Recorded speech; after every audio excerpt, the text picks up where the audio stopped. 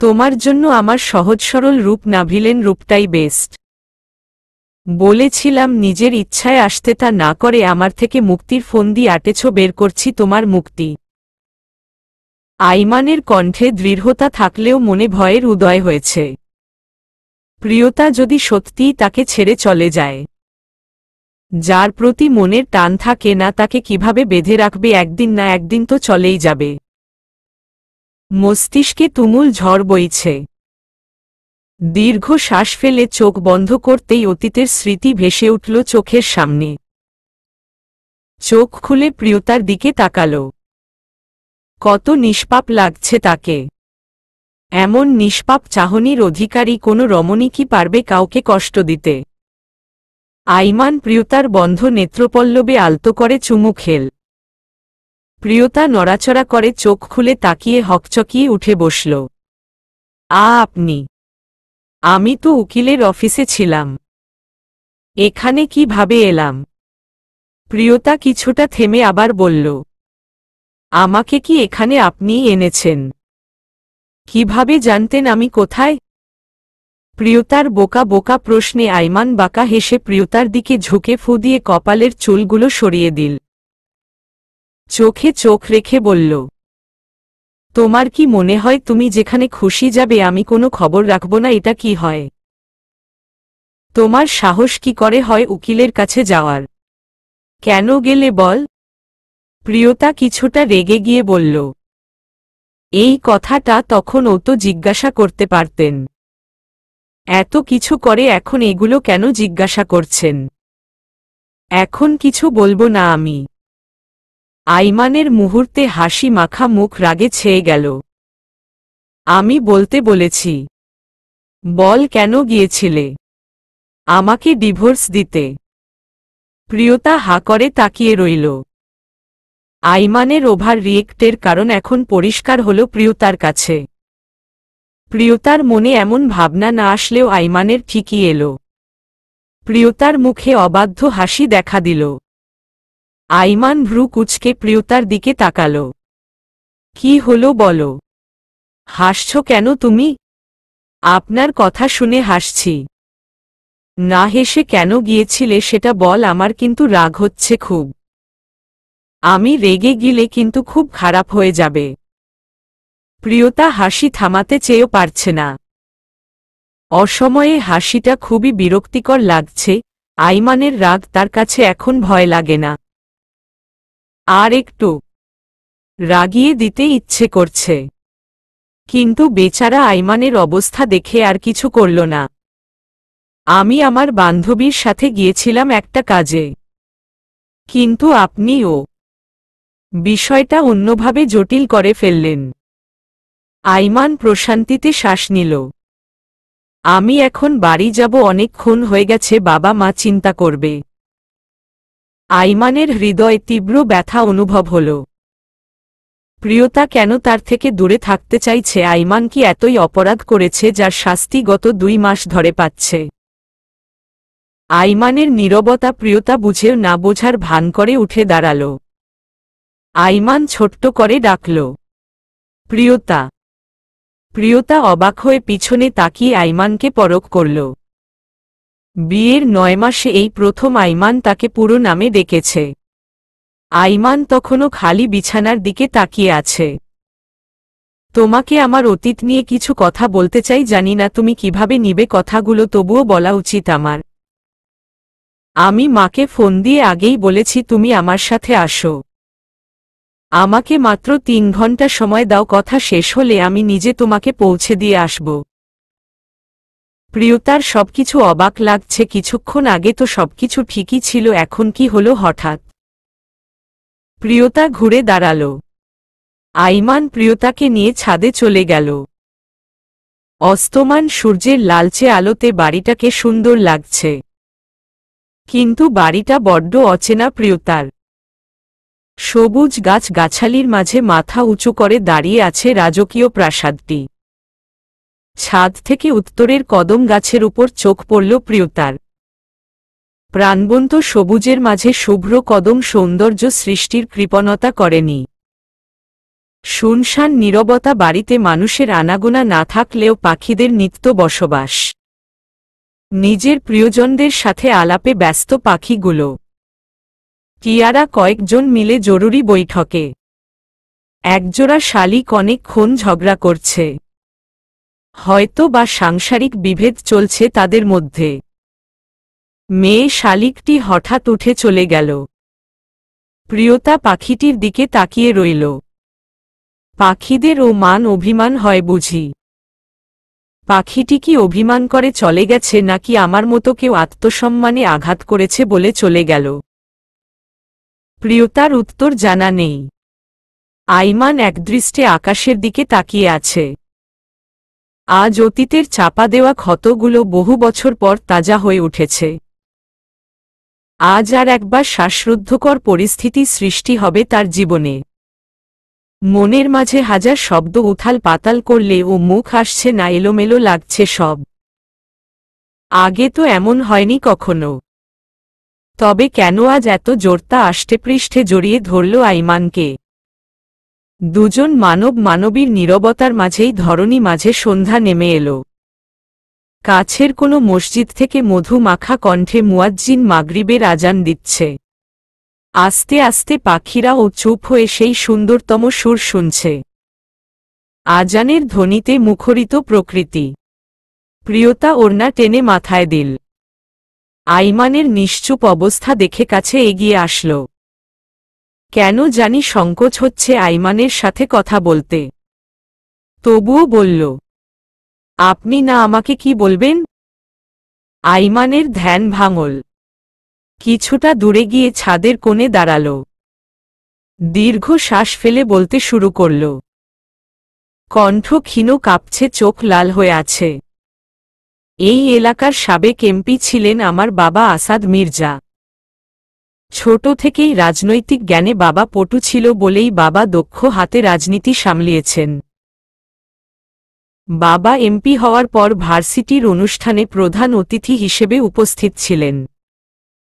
সেখানেই মাকে দেখে বাবার পছন্দ হয়। দেরি না করে নানা ভাইয়ের কাছে বিয়ের প্রস্তাব পাঠায়। মাও রাজি ছিল। বাবা দেখতে সুদর্শন, চরিত্র চালচলন ভালো বলে নানা ভাইও রাজি হলেন। ধুমধাম করে বিয়ে হয়ে গেল ওনাদের। বিয়ের পর বাবা নিজ হাতে মাকে রান্না করে খাওয়াত। অত্যন্ত কেয়ার করত মায়ের। 1 বছর পর আমার জন্ম হল। এই মুহূর্তে যে বাড়িতে আমরা দাঁড়িয়ে আছি, এই বাড়িতেই আমার জন্ম। বাবা মা দুজনেরই অনেক আদরে ছিলাম ছোটবেলায়। কিন্তু কিছুটা বড় হওয়ার পর বুঝলাম মায়ের আমার প্রতি উদাসীনতা সৃষ্টি হয়েছে। বাবা এই নিয়ে কিছু বলতো না। আমার দেখাশোনা হাজারো ব্যস্ততার মাঝেও বাবাই করতেন। মা সবসময় বাহিরে বন্ধুদের সাথে আড্ডায় ব্যস্ত থাকত। কেমন জানি পাল্টে গেল মা। বাবা মাকে ভালোবেসেই বিয়ে করেছিল বলেই মায়ের প্রতি বাবার দুর্বলতা ছিল। তাই কিছু বলতো না। আমার জন্মের 12 বছর পর পুতুলের জন্ম হল, তখন ও মায়ের স্বভাব পাল্টায়নি। দেখতে দেখতে কেটে গেল 2টি বছর। পুতুল আর আমি সবসময় মিলে মিশে থাকতাম। মায়ের প্রতি আমারও কেমন বিরক্তি এসে গেল। সবসময় বাবাকে দেখতাম, বাবার চোখ ভেজা থাকে, সবসময় চিন্তিত থাকে। পুতুল মাকে ততটা কাছে পায়নি বলে ও মায়ের জন্য কান্না করত না। ওর কাছে বাবাকে মা মনে হতো। একদিন সকালে বাবা মায়ের কথায় আমার ঘুম ভাঙল। ঘুম ঘুম চোখে দৌড়ে ওনাদের ঘরে গিয়ে নিস্তব্ধ হয়ে গেলাম। মা কাপড় গোছাচ্ছেন, বাবা কান্না ভেজা কণ্ঠে আকুতিমিনতি করছে থেকে যাওয়ার জন্য, কিন্তু মায়ের মন গলেনি। আমার কাছে মনে হচ্ছিল বাবা কোনো পাথরের সাথে কথা বলছিল। এক নিষ্ঠুর হৃদয়হীন নারীর কাছে বাবার বারবার আকুতি ছিল, আমাদের জন্য হলেও যেন থেকে যায়। মা ব্যাগ গুছিয়ে ড্রয়িং রুমে এসে দাঁড়াল। বাবা মায়ের পা ধরে আমাদের সুন্দর জীবনের অনুরোধ করল। আমি তখনও ঘোরের মধ্যে ছিলাম। বাবাকে কখনো কারো কাছে মাথা নত করতে দেখিনি। আজ সেই বাবা এক নারীর পায়ে পড়ে আছে। চিরকাল শুনে এসেছি বাবারা সন্তানদের ছেড়ে গেলে ও মা কখনো ছেড়ে যায় না, কিন্তু আমার ক্ষেত্রে তার বিপরীত হল। বাবার চোখের জল দেখে আমি ও কেঁদে দিলাম, কিন্তু মাকে থেকে যাওয়ার জন্য একবার ও অনুরোধ করিনি। যে মানুষটা তার জন্য পৃথিবী উথাল পাতাল করতে দ্বিধাবোধ করত না, হাজার ব্যস্ততার মাঝেও যার জন্য অফুরন্ত সময় থাকে, যে মানুষটা হারানোর ভয়ে সবসময় চুপচাপ সব মেনে নিতে পারে, সেই মানুষটাকে যে ছেড়ে যেতে পারে তাকে আমি বাকি অনুরোধ করব। সেদিন মা চলে গেল, বাবা বাকশূন্য হয়ে ঘরের এক কোণে পড়ে থাকত। আমার সবসময় মনে হতো বাবার দোষেই মাকে হারিয়েছে। ভালোবেসে এতটা দুর্বল হওয়া উচিত ছিল না। মাকে যদি এত স্বাধীনতা না দিত, প্রথম থেকেই শাসন করত, তাহলে আমাদের পরিবারটাও সুন্দর হতো। দুদিন পর মা বাবাকে ডিভোর্স লেটার পাঠালেন, সঙ্গে কিছু ছবিও। মা অন্য কাউকে বিয়ে করেছে, কিন্তু লোকটাকে বাবার চেয়ে পারফেক্ট মনে হয়। আমি না আজও হিসাবটা মিলাতে পারিনি কেন মা এমন করল। একটা হয় টাকার জন্য, না হয় ভালোবাসার জন্য ছেড়ে যায়, কিন্তু বাবার দুইটাই ছিল, তবুও কেন এভাবে ছেড়ে গেল। আজ ঝাপসা লাগছে সব। বাবার অবস্থা দিন দিন খারাপ হতে লাগল। পুতুল এতদিন মায়ের জন্য না কাঁদলেও মা চলে যাওয়ার পর সবসময় কান্না করত। বাবা আমাকে আর পুতুলকে জড়িয়ে ধরে নিঃশব্দে চোখের জল ফেলতেন। মা চলে যাওয়ার এক সপ্তাহ কেটে গেল। বাবা প্রতিদিন সকালে আমাদের নিয়ে হাঁটতে যেতেন, সেদিনও আমি ভোরে উঠে বাবার ঘরে গেলাম। বাবা ঘুমিয়ে আছে ভেবে আমি বাবার কাছে এগিয়ে গেলাম, গায়ে হাত দিয়ে দেখি বাবার শরীর ঠান্ডা হয়ে আছে। আমি তখন এত কিছু বুঝতাম না, ভেবেছি হয়তো ফ্যানের বাতাসে ঠান্ডা হয়ে গেছে। আমি ফ্যানটা বন্ধ করে আবারও বাবার কাছে গিয়ে বসলাম। অনেকক্ষণ হয়ে গেল, কিন্তু বাবা উঠল না। আমি উপায় না পেয়ে বাসার চালকদের ডাকলাম। তার মধ্যে রহিম চাচা ছিল আমাদের খুব কাছের। উনি বাবার শরীর হাত দিয়ে কেঁদে ফেলল। আমি হা করে দাঁড়িয়ে আছি, আমার ও ভিতরটা হঠাৎ কেঁপে উঠল। রহিম চাচা আমার কাছে দৌড়ে এসে বুকের মধ্যে চেপে ধরে কাঁদতে কাঁদতে বলল, আইমান রে, তোর বাবা আর নেই। বড় বাবু আর নেই রে আইমান। আমি কানে কথাগুলো বাজতে লাগল। কান দিয়ে গরম ধোঁয়া বের হচ্ছে। মনে হচ্ছে শরীরের সমস্ত শক্তি হারিয়ে গেছে, আমার চোখের জল শুকিয়ে গেছে। শুধু হা করে বাবার দিকে তাকিয়ে রইলাম। বাবা নেই, এটা কথাটা মিথ্যা মনে হচ্ছে। শুধু মনে হচ্ছে বাবা কিছুক্ষণ পরে উঠে আমাদের দুই ভাইবোনকে নিয়ে হাঁটতে বের হবে। মায়ের অভাব বুঝতে দেয়নি যে বাবা চলে গেলে কাকে নিয়ে থাকব। এই পৃথিবীতে আমাদের আপন বলে কেউ থাকল না। বাবার সাথে কাটানো মুহূর্তগুলো চোখের সামনে ভাসছে। আমি হঠাৎ কানে হাত দিয়ে চিৎকার করে উঠলাম। বাবা বাবা বলে চিৎকার করে উঠলাম। ঝাপটে পড়লাম বাবার বুকে, কিন্তু বাবা আমার কান্না শুনে উঠল না। এক নিষ্ঠুর হৃদয়হীন নারীর কারণে অভিমান করে চলে গেছে দূর অজানায়। বাবার দাফন সম্পন্ন করে বাসায় এসে পুতুলকে জড়িয়ে ধরে হাউমাউ করে কেঁদে উঠলাম। পুতুল শুধু বারবার বাবাকে খুঁজছে আর জিজ্ঞাসা করছে, দাভাই বাসায় এত মানুষ কেন? অন্য সময় বাসায় অনেক মানুষ থাকলে তো বাবা থাকলেন, আজ বাবা কোথায় দাভাই বলো না। হয়তো সেদিন ছোট্ট পুতুলের মনে ও তুমুল ঝড় বইছিল, কিন্তু সেটা প্রকাশ করতে পারেনি। একা একা কাটতে লাগলো আমাদের সময়। বাবার শত্রুর অভাব ছিল না।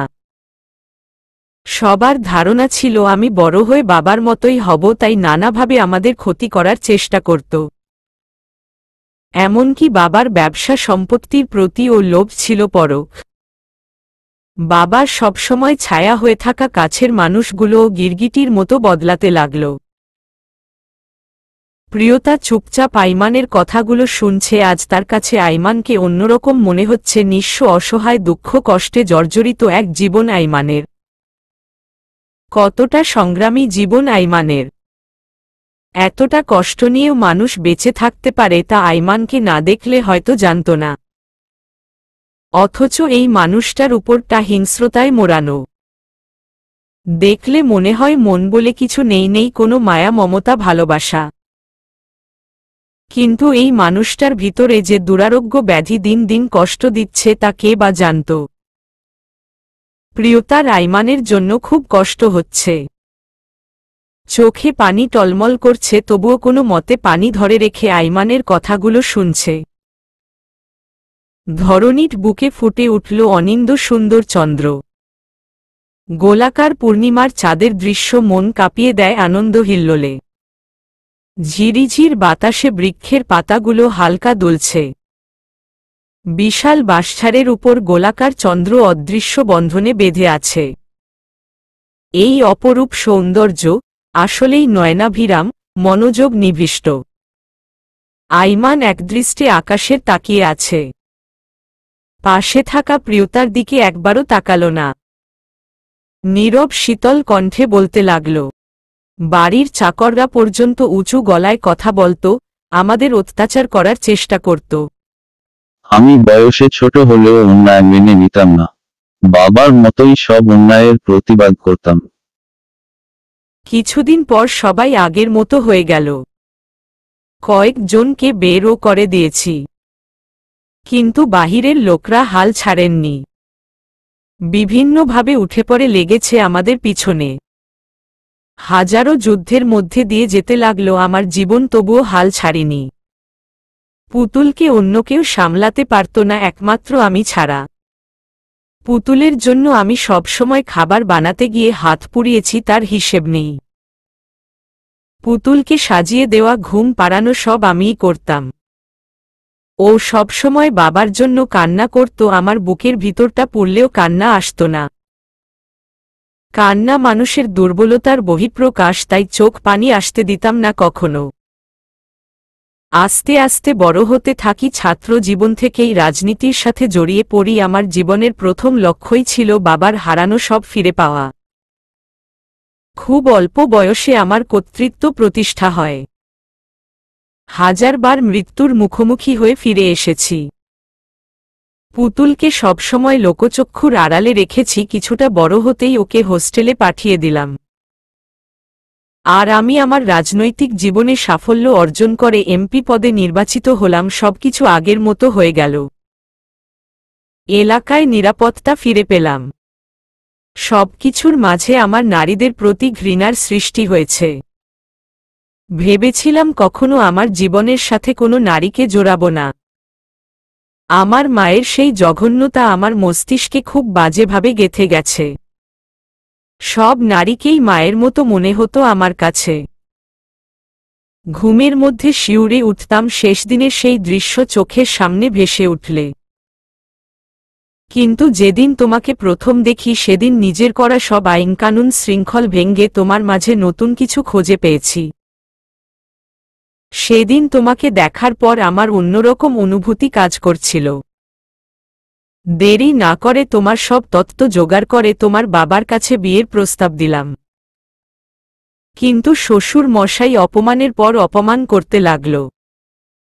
খোঁজ নিয়ে জানতে পারি এলাকার সব ছেলে তোমার জন্য পাগল। আমার মধ্যে অজানা ভয়ের সঞ্চার হল। আমার যে করেই হোক তোমাকে লাগবে, তাই তো এত কিছু করতে হলো। বিয়ের পর তোমাকে স্বাধীনতা দেওয়ার ইচ্ছে ছিল না। সবসময় মনে হতো তোমাকে স্বাধীনতা দিলে তুমি যদি আমাকে ছেড়ে চলে যাও, তাই তো সবসময় তোমাকে চোখে চোখে রেখেছি। তোমার কষ্টটা আমি বুঝতাম, কিন্তু হারানোর ভয় আষ্টে পৃষ্ঠে জড়িয়ে রেখেছে। কি করব বল? সবকিছু ঠিকই ছিল, কিন্তু রাফসানের সাথে যেদিন তোমাকে দেখেছি, সেদিন মনে হয়েছিল আমার মাথায় আকাশ ভেঙে পড়েছিল। তাই তো এতটা রিয়েক্ট করে ফেলেছি। পরে সব বুঝতে পারলাম। আইমান থামল। প্রিয়তার দিকে একবারের জন্যও তাকাল না। কিছুক্ষণ থেমে ছোট্ট করে বলল, তুমি কি আমার থেকে মুক্তি চাও? যদি মুক্তি চাও তাহলে মুক্তি দিব তোমাকে। কখনো আর তোমার সামনেও যাব না। প্রিয়তার বুকের বাঁ পাশে হঠাৎ ব্যথা শুরু হয়ে গেল। সে কি সত্যিই মুক্তি চাই নাকি না? মুক্তি চাইলে আইমানের জন্য এত খারাপ লাগে কেন? তবে ভালোবাসার দুর্বলতা ও কি তাকে গ্রাস করেছে? পরক্ষণে মনে হল সে ভালোবাসায় বিশ্বাস থাকে না, সেখানে কি আদৌ ভালো থাকা যায়? প্রিয়তার মাথায় হাজারো প্রশ্ন ঘুরপাক খাচ্ছে। আইমান ঘড়ি দেখে প্রিয়তার দিকে এগিয়ে আসল। আর আধা ঘন্টা সময় আছে, তার মধ্যে তোমাকে বাড়ি পৌঁছে দিয়ে আসি। প্রিয়তা নিঃশব্দে আইমানের পিছু পিছু হেঁটে গাড়িতে উঠল। দুজনের মধ্যে পিনপতন নীরবতা। দুই মানবীর হৃদয় তুমুল ঝড় বইলেও কেউ কাউকে মুখে বলতে পারছে না। অভিমানরা আজ তাদের ভর করেছে। কেউ হৃদয় আকাশে ঝলমলে ওই পূর্ণিমার চাঁদ উঠে না কেন পরিপূর্ণ করে দেয় না দুই মানবীর ভালোবাসা? কেন আজ এত সংকোচ, সংশয়? প্রিয়তা বাহিরে মুখ বাড়িয়ে শহরটাকে দেখছে। কত শত মানুষ তাদের কর্মকাণ্ডে ব্যস্ত। আচ্ছা, তার মতো কেউ কি এভাবে ভালোবাসার কাছে প্রশ্নের সম্মুখীন হচ্ছে, নাকি শুধু সে? তার জায়গায় অন্য কেউ হলে কি করত? চলে যেত নাকি থেকে যেত? প্রিয়তার জানা নেই। আইমানের দিকে আর চোখে তাকালো। আইমানের মনে কি চলছে তা প্রিয়তার কাছে পরিষ্কার।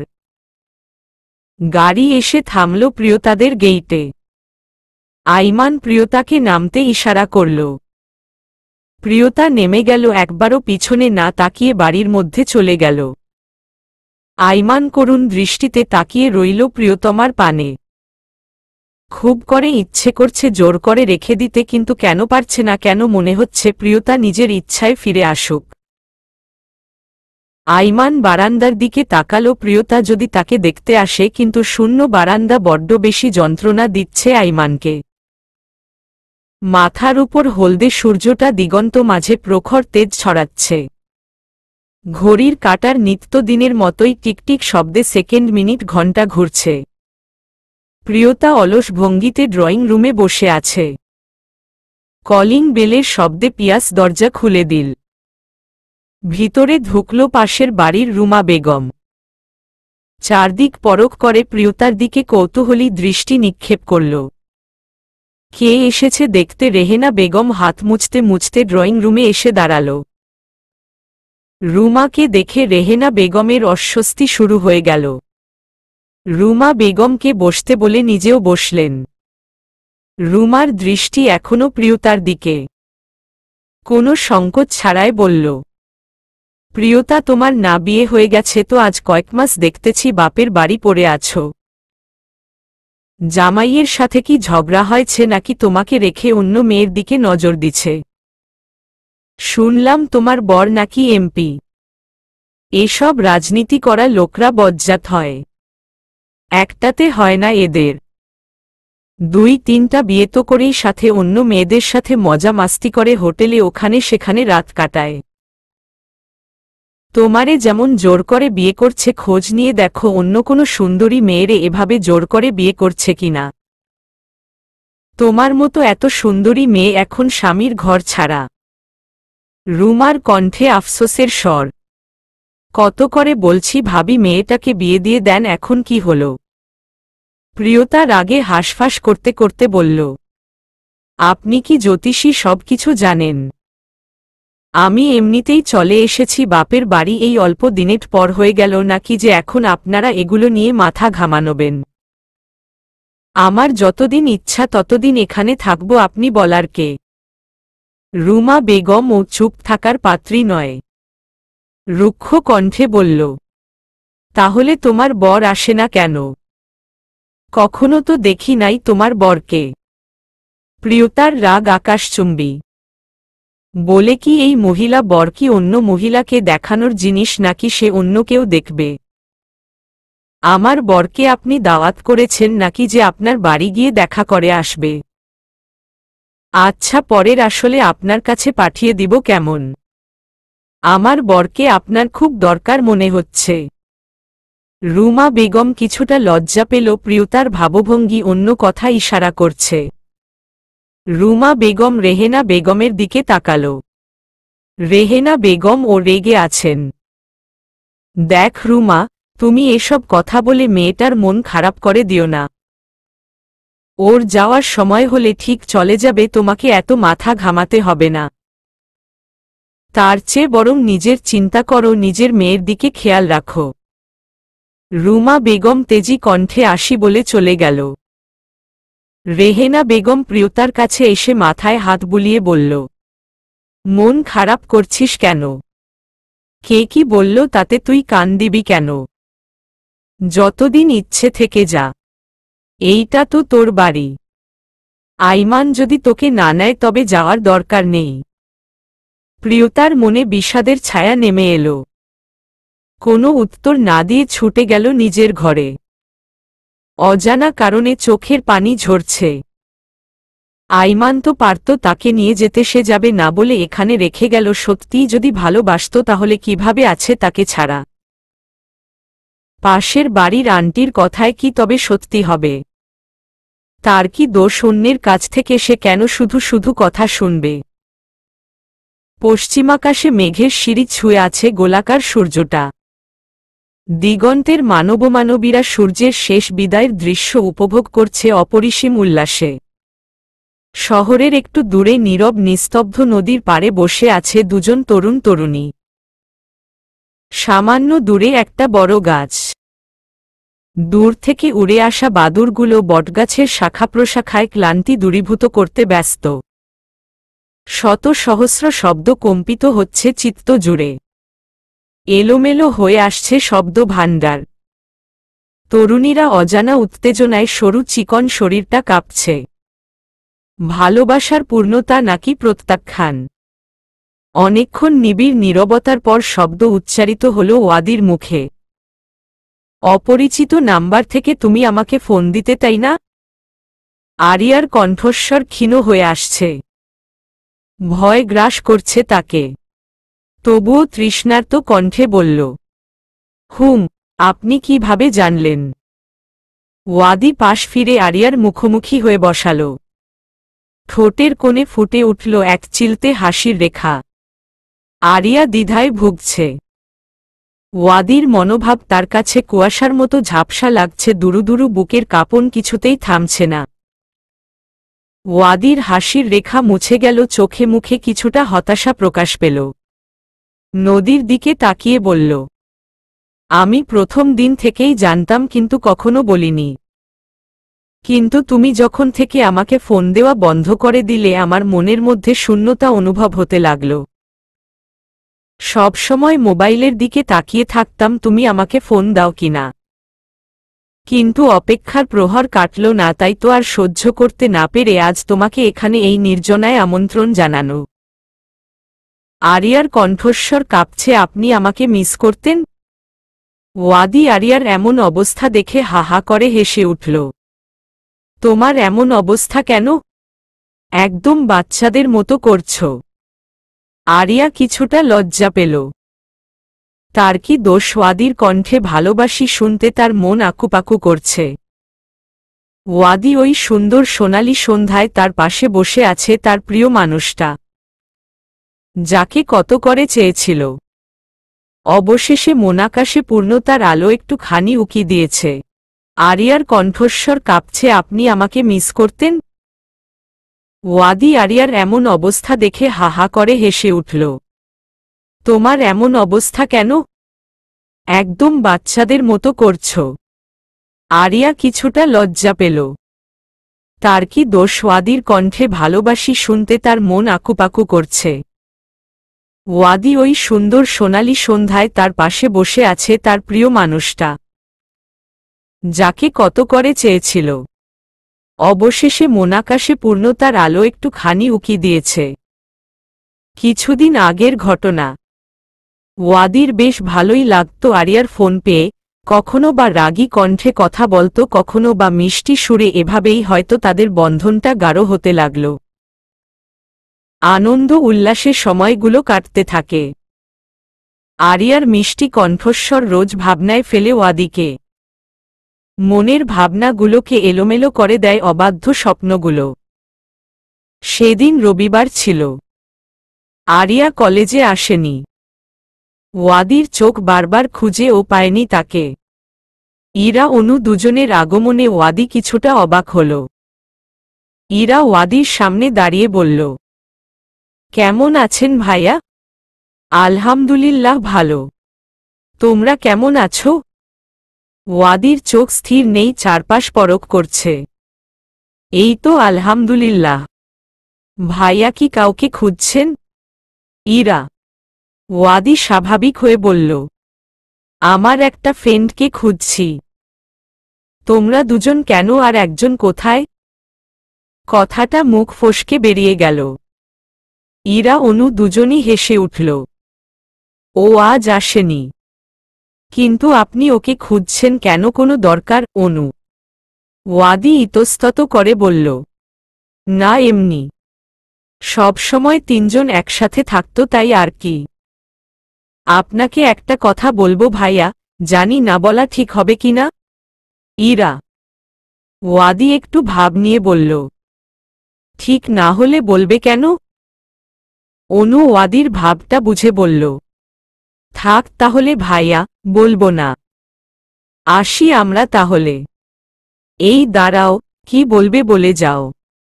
মাইন্ড করব না। আপনার ভিতর থেকে কি ধরনের রিয়েক্ট আসে কে জানে। আগে বলো, তারপর দেখবে কি ধরনের রিয়েক্ট আসে।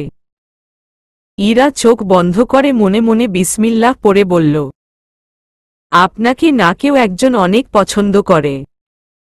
ওয়াদি না বুঝার ভান করে বলল, অনেকেই তো পছন্দ করে আমাকে।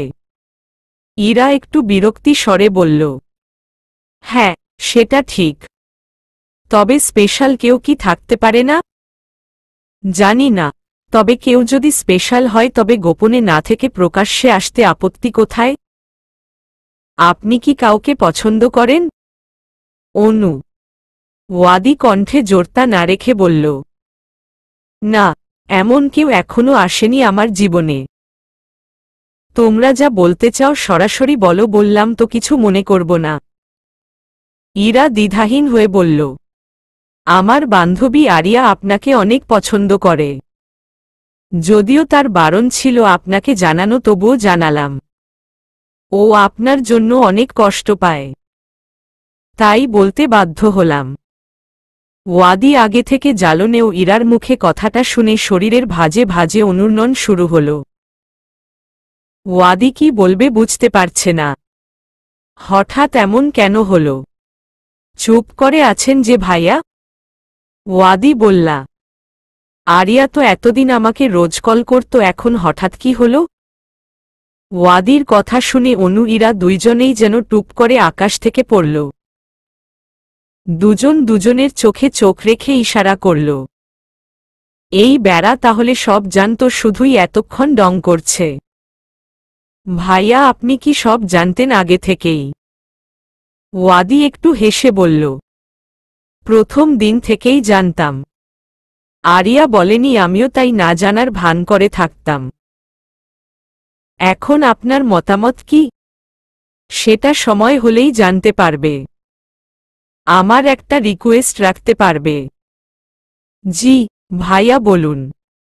দুজনই সমস্বরে বলল, আমি আরিয়ার সাথে দেখা করতে চাই, কিন্তু ওকে কিছু বলার দরকার নেই এখন। অনু ইরা দুইজনেই মিটমিটিয়ে হাসছে। কবে আসতে বলবো আরিয়াকে? সময় এবং স্থান দুইটাই জানিয়ে দিব তোমাদের। ওয়াদির সময়গুলো কাটছে না। একটা স্পেশাল মানুষের সাথে স্পেশাল সময় কাটবে। সারা বেঁধে রাখার কথা বলবে প্রিয় মানুষটাকে। প্রতীক্ষা করছে অধীর আগ্রহে, সানন্দে। আরিয়ার মুখোমুখি দাঁড়িয়ে আরিয়াকে কত কথা বলার আছে। প্রথম যেদিন আরিয়াকে ক্যান্টিনে দেখেছে ওই দিন অন্যরকম অনুভূতি এসেছে আরিয়ার প্রতি। রাতে যখন আরিয়া ফোন দিয়েছে তখন ওয়াদি নিশ্চিত ছিল এটা আরিয়া, কারণ তার এই নাম্বার কারো কাছে ছিল না। আস্তে আস্তে আরিয়ার সব খবর পেয়ে যায় ওয়াদি। তবুও এতদিন না বুঝার ভান করেছিল আরিয়ার ভালোবাসার গভীরত্ব পরীক্ষা করার জন্য। সেদিন থেকেই ওয়াদির ভিতরে প্রসবন বয়ে চলেছে নিরবধি। সবগুলো রক্ত কণিকা উজ্জীবিত হয়ে উঠল নতুন স্বপ্নে। বসন্তের দক্ষিণা হাওয়া বইতে লাগল হৃদয় অঙ্গনে। সময় শেষ হচ্ছে না, ঘড়ি যেন থেমেই আছে। অপেক্ষার স্রোতময় নদীতে সাঁতার কাটতে কাটতে শুধু মনে পড়ে আরিয়ার সেই স্নিগ্ধ হাসি, নক্ষত্রিক চোখ, মায়াবী চেহারা। আরিয়া কি শাড়ি পরবে নাকি থ্রি পিচ? কোনো কালারের পরবে আরিয়াকে কি সেদিন অনেক বেশি সুন্দর লাগবে? চুলগুলো কি খোলা থাকবে নাকি খোপা করা? কোনো রঙের লিপস্টিক ঠোঁটে লাগবে? ভেবে ভেবে হারিয়ে যায় দূর অজানায়। অবশেষে বহু অপেক্ষিত দিন আসল। বিকেলের সময় ওয়াদি বেরিয়ে গেল। অনু ইরা দুজন মিলে আরিয়াকে রাজি করিয়ে নিয়ে আসলো নদীর তীরে। আরিয়ার মনে সামনে কি হতে চলেছে তার বিন্দুমাত্র ধারণা নেই। ছায়া সুনিবিড় শান্ত পরিবেশ বিরাজ করছে তীরময়ে। দূরে কিছু মানুষ দেখা যাচ্ছে, তারাও হয়তো শীতল পরিবেশ উপভোগ করতে এসেছে। আরিয়া হালকা নীল রঙের থ্রি পিচ পরেছে। ঠোঁটে কোনো লিপস্টিকের ছোঁয়া নেই। খোলা চুলগুলো বাতাসে উড়ছে। আরিয়া বারবার কানে গুজে দিচ্ছ চুলগুলো। ওয়াদি সাদা রঙের শার্টের সাথে কালো প্যান্ট পরেছে। সাধারণ পোশাকের ক্ষেত্রে দুজনের বেশ মিল। সিম্পলভাবে আরিয়াকে অন্যরকম সুন্দর লাগছে। ঝর্ণার জলের ন্যায় স্বচ্ছ মুখশ্রীতে কোনো প্রসাধনীর ছিটেফোঁটা নেই। অনু ইরা আরিয়াকে দাঁড় করিয়ে চলে গেল। আরিয়া হাবাগোবার মতো দাঁড়িয়ে আছে। বহু প্রশ্নের পর ও কোনো উত্তর পায়নি ইরা অনুর কাছে। 2 মিনিট পর ওয়াদি এসে পিছনে দাঁড়াল। কারো উপস্থিতি টের পেয়ে আরিয়া পিছনে তাকিয়ে অবাকে কিংকর্তব্য বিমূঢ়। হাঁ করে কিছুক্ষণ তাকিয়ে রইল। ইরা আর অনুর মতিগতি এখন তার কাছে পরিষ্কার। কেন তারা তাকে এভাবে ধরে বেঁধে নিয়ে এসেছে? তারপর ও নিজের শরীরে চিমটি কেটে নিশ্চিত হল স্বপ্ন নাকি সত্যি। আরিয়ার এমন অবস্থা দেখে ওয়াদি না হেসে পারল না। আরে, চিমটি কেটে নিজেকে ব্যথা দেওয়ার দরকার নেই। আমি সত্যিই এসেছি। আরিয়া এখনো ঘর থেকে বেরিয়ে আসতে পারেনি। ওয়াদি স্বাভাবিক হয়ে বলল, এত অবাক হওয়ার তো কিছু নেই। আমি কি আসতে পারি না? আরিয়া কিছুটা লজ্জা পেল। না, আসলে তা নয়। হঠাৎ এখানে দেখা তো তাই। কেমন আছেন? ভালো। তুমি? আমিও ভালো। চলো গিয়ে বসি। নিশ্চয় এতক্ষণে তোমার পা ব্যথা হয়ে গেছে। আরিয়া হাসূচক স্মৃতি দিয়ে তীরে গিয়ে বসাল। দুজনের বেশ অনেকক্ষণ কথোপকথনের ভিতর ইরা অনু এলো। ওয়াদি হেসে চলে গেল। ইরা এবং অনু আরিয়াকে চোখ বন্ধ করে হাত ধরে নিয়ে গেল। আরিয়ার অজানায় বুক কাঁপছে, তবে কি এতদিনের অপেক্ষা শেষ হবে? নদীর তীর ঘেঁষে দাঁড়িয়ে আছে কদম গাছ। কিছুটা দূরেই কাশবনের মেলা। সন্ধ্যার স্নিগ্ধ হাওয়ায় দুলছে, কখনো বা হেলে দুলে মেয়েলি নাচে মত্ত হচ্ছে। ঠিক এইরকম প্রাকৃতিক শোভা বর্ধিত জায়গায় হৃদয়ের কম্পিত ভালোবাসার কথা বলতে একগুচ্ছ গোলাপ নিয়ে হাঁটু গেড়ে বসে আছে ওয়াদি। সামনে দাঁড়িয়ে আছে আরিয়া। আস্তে আস্তে চোখ খুলল। ওয়াদিকে এভাবে বসে থাকতে দেখে আরিয়া অবাক হল। হাজারো কথা হৃদয় ঘূর্ণিঝড় সৃষ্টি করলেও মুখে কথা আটকে আসছে। বারবার এলোমেলো হচ্ছে শব্দচয়ন। চোখে সীমাহীন আনন্দ। আজ মন বাগানে পুষ্পিত বৃক্ষ। স্বপ্নের মিলন মোহনায় দাঁড়িয়ে আছে অধীর অপেক্ষায়। ভালোবাসার অঞ্জলিতে জোড়াবে জন্মজন্মান্তরের জন্য। ওয়াদি ধীর স্থির কণ্ঠে বলল, দেহের প্রতিটি রক্তকণিকায়, অস্থিমজ্জায়, দেহের প্রতিটি কোষে কোষে তিল তিল করে জমা করেছি নিখাদ ভালোবাসা। বুকের বাম পাশে হৃৎপিণ্ডটার লাবডাব শব্দ হঠাৎ হঠাৎ বেড়ে যায়। আমি মনে করি, আমার এই স্বচ্ছ অনুরাগ, অনুভূতি, পরিশুদ্ধ ভালোবাসা শুধুমাত্র একজন বিশেষ মানুষের জন্য। আমি সবকিছু তার জন্য বিসর্জন দেব। জীবনের প্রতিটি মুহূর্তে তাকে আমার পাশে চাই, যার কাছে বইয়ের পাতার মতো আমাকে উপস্থাপন করব। সে প্রতিটি শব্দ, লাইন পড়বে। তাকেই আমি আমার প্রিয়তম অর্ধাঙ্গিনী হিসেবে চাই। জীবনের হাল ধরতে ধরতে যখন আমি ক্লান্ত, মেডিকেলের এই কঠিন বইগুলোতে মুখ ডুবিয়ে যখন আমি দিবারাত্রি কেটে যেত, তখন আমার জীবনে তার আগমন। সেই মানুষটা আমার সম্মুখে দাঁড়িয়ে আছে। আরিয়া, সেই মানুষটা তুমি। আমি তোমাকে ভালোবাসি আরিয়া। ফুলগুলো বাড়িয়ে দিল আরিয়ার দিকে। সমুদ্রের ভয়ঙ্কর ঢেউয়ের মতো আরিয়ার মনে বিশাল ঢেউ খেলছে। পাহাড়ের উপর থেকে নেমে আসা কোনো ঝর্ণা ভেঙ্গে চুরমার করে চলে যাচ্ছে শরীর বেয়ে। প্রতিটি রন্ধ্রে রন্ধ্রে শিহরণের তুফান বয়ে যাচ্ছে। শরীর হিম জমা বরফের ন্যায় ঠান্ডা হয়ে আসছে, অনবরত কাঁপছে শরীর। হার্টবিট বেড়ে চলেছে ক্রমাগত। কম্পনরত হস্তে ফুলগুলো নিল। হাতে তালির শব্দে ধ্যান ভাঙল ওয়াদি এবং আরিয়ার। ওয়াদির দুজন বন্ধু এবং অনু ইরা সহ তারা মোট 6 জন। খাওয়া দাওয়ার পর্ব শেষ করে একগুচ্ছ স্মৃতি বহন করে আরিয়া বাসায় ফিরল। আজ প্রিয়তাকে অনেক বেশি মিস করছে আরিয়া। মনের মাঝে আজকের দিনটা চিরস্মরণীয় হয়ে থাকবে আজীবন। ধপাস করে বিছানায় শুয়ে চোখ বন্ধ করে ভাবছে ওয়াদির কথাগুলো। বারবার কানে বাজছে সেই অমৃত বাণী। ঠোঁটের কোণে বারবার দোল খায় অমায়িক হাসি। সকাল 11টা। বিলাসবহুল বাড়িতে আকাশচুম্বী রাগ নিয়ে এক পা দুপা করে ঢুকছে প্রিয়তা। সুমি সুলতানা প্রিয়তাকে দেখে কিছুটা অবাক হল।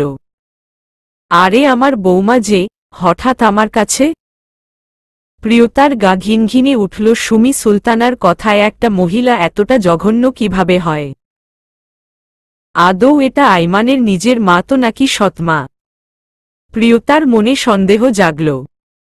তাচ্ছিল্য হেসে বলল, কোনো আসতে পারি না। নাকি ভয় আছেন? ভয় থাকব কেন? প্রিয়তার কণ্ঠে তেজ বাড়ল। কেন জানেন না বুঝি? আপনি আদৌ মানুষ? আমার তো সন্দেহ হয়। একজন মা কিভাবে পারে নিজের ছেলের ক্ষতি করতে? আপনি ওনার মা না হলে আপনি এতদিন ঠিক কি শাস্তি পেতেন তা কল্পনাও করতে পারবেন না। উনি কি শাস্তি দিত সেদিন সব সত্য জানতে পারি, ওই দিন আমি নিজেই আপনাকে ওপারে পাঠিয়ে দিতাম। আপনি একজন স্ত্রীর ক্ষমতা এখনো দেখেননি শাশুড়ি মা। আপনাকে সাবধান করতে এলাম। কালকে রাতে আপনি যা ঘটিয়েছেন, আল্লাহ অশেষ রহমতে আমার স্বামীর কিছু হয়নি। তবে আর যদি কখনো সাহস করেন তাহলে আমার থেকে খারাপ কেউ হবে না বলে দিলাম। ভুলে যাবেন না আমি একজন ক্ষমতাবান এমপির স্ত্রী। আমাকে ফুটবল ভেবে ভুল করবেন না শাশুড়ি মা। সুমি সুলতানা কিছু বলার আগেই হনহন করে বেরিয়ে গেল প্রিয়তা। রাস্তায় বাসের জন্য অপেক্ষা করছে। অনেকক্ষণ দাঁড়িয়ে থেকে হাঁপিয়ে গেল। একটু সামনে পা বাড়াতেই সজোরে গাড়ি থামল প্রিয়তার সামনে। প্রিয়তা কিছুটা ভয় পেয়ে গেল। পিছনের সিট থেকে আইমানের কণ্ঠ শুনে তোবদা খেল। উঠে এসো। আপনি এখানে কি করছেন? ও সুইট হার্ট, তুমি কি ভুলে গেলে কি বলেছি আমি? তোমার সাথে আমার লোকজন ছায়ার মতো থাকে। তবে এটা জিজ্ঞাসা করব না মিসেস সুলতানার কাছে তোমার কি কাজ ছিল? একটু থেমে আবার বলল, দাঁড়িয়ে আছো কেন? আবারও কি জোর করে তুলে নিয়ে নতুন করে বিয়ে করতে হবে নাকি? প্রিয়তা আইমানের আচার আচরণে হতবাক। কিছুদিন আগে না কত ইমোশনাল ডায়লগ শুনিয়ে আসলো, এখন আবার এসব কি? এখনো দাঁড়িয়ে আছো কেন? আমি আপনার সাথে কোথায় যাব? ডং না করে গাড়িতে আসো, তারপর বলছি। প্রিয়তা দ্বিধা দ্বন্দ্বে এখনো দাঁড়িয়ে আছে। আইমান একটানে প্রিয়তাকে গাড়িতে উঠিয়ে বসিয়ে দিল, জড়িয়ে ধরল। কি ব্যাপার হুম? বাড়িতে নাকি আমার জন্য কান্নাকাটি করো, এখন এত ভাব নিচ্ছ? প্রিয়তা হা করে তাকিয়ে আছে কখন সে কান্নাকাটি করছে। এসব মিথ্যা কথা, আপনাকে এসব কথা কে বলেছে? সে বলুক। এটা তো সত্যি। আমাকে ছাড়ুন। সামনে ড্রাইভার দেখছে তো। আমার জন্য কান্নাকাটি করতে করতে চোখ হয়ে গেছে মনে হয়। প্রিয়তা তাকিয়ে দেখে সামনে কেউ নেই। আইমানের দিকে তাকিয়ে কিছুটা ফুরফুরে কেন? রাতের বেলার সব ঘটনা ভুলে এমনভাবে আছে যেন কিছুই হয়নি। কি দেখছ সুইটহার্ট? প্রিয়তা কিছুটা লজ্জা পেয়ে নিচের দিকে তাকাল। আইমানের অট্টহাসিতে আবারও তোবদা খেল। কিছুদিন পর ড্রাইভার এসে গাড়িতেই বসতে প্রিয়তা ছিটকে দূরে সরে গেল। প্রিয়তা আবারও প্রশ্ন করল, আমরা কোথায় যাচ্ছি? আইমান আয়েশি ভঙ্গিতে বলল, কাজী অফিসে।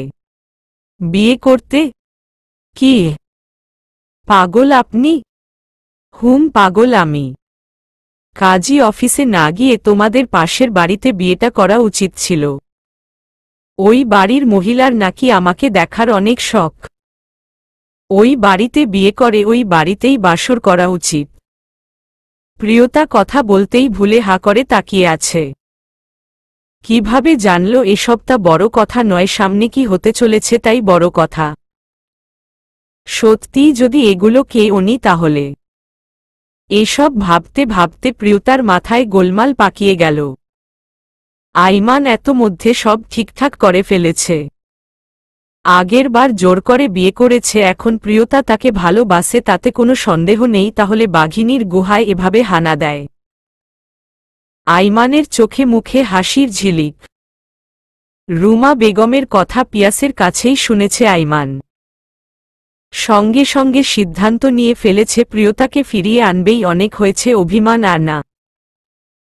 কিন্তু রুমা বেগমকে একটা শিক্ষা না দিলে হয় না। গাড়ি পার্কিং করে সোজা রুমা বেগমের বাড়িতে কলিং বেল বাজাতে লাগল আইমান। প্রিয়তা হাজার বারণ করা সত্ত্বেও আইমান শুনেনি।